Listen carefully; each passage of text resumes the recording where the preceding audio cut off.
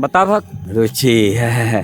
हाँ बेटा, रुचि के लिए एक साड़ी ले लिए और बंगड़ी ओ की कहे छे अहाँ सब चूड़ी चूड़ी की छै कि ओकरा नाप के जींस के पैजामा भेटे नहीं छे ने। अरे ओ दुकान में तो देखने चलिए यहाँ पैजामा। पैसा गाछ पर उगे छे। कते महग कह रहल चले 900 रुपया 900 रुपया देखने छिए अहाँ। अब अंकल रुचि दीदी के साइज के जीन्स था इतबा में मिलत ना। बुच्ची बात एहन छै कि अगर खरीदे ले चाही तो बहुत कुछ खरीद सके छिए, लेकिन फैमिलियो वाला को कर कदर हेबाक चाही ना।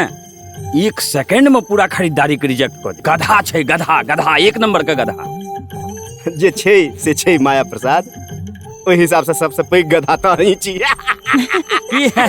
हंस रहल छ गधा जका। छी गधा, हम छी गधा, बाप छिए नौकर, पैदा के लिए ओकरा। लेकिन एकटा बात बताओ, आइ काल्हि के बच्चा अपन नहीं छै।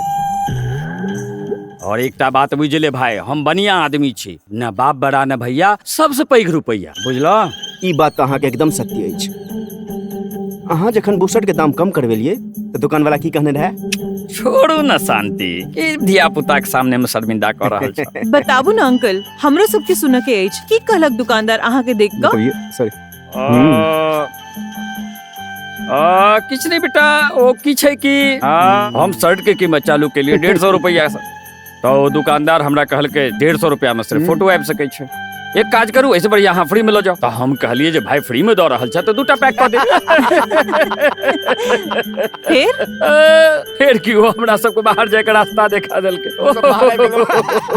पर एक बात कहूँ, अहाँ के बुझल नहीं है, खरीदारी करे में कतेक परोपकार के काज होय छै, लेकिन आइ काल्हि के जनरेशन को ओकरा कदरे नहीं छै हमर। सही कही छी अहाँ। पता नहीं आइ काल्हि के धिया पुता कतऽ जा रहल। हम बतबै छी, डिस्को में जाइ छी। हाँ सुन, कहियो काल के चुपचाप हमहू चल जाए छे। चुप रहो, ये पुता सब बैसल छे। 1 मिनट, डिस्को पर से याद आबि रहल है, आवाज कतौ से आबि रहल छे। लेकिन कक्का, ई आवाज से अहाँ के घर से आबि रहल है, छै ना तुलसी? हाँ, आई माइकल जैक्सन के बरखी जे छै।